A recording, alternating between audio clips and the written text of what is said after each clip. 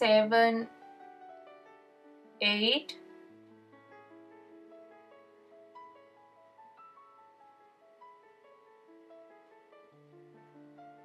9, 10,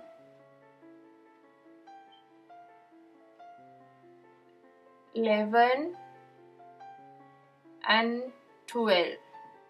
Last loop on a hook. I'm going to change the color now. You can see here I have a 12 double crochet.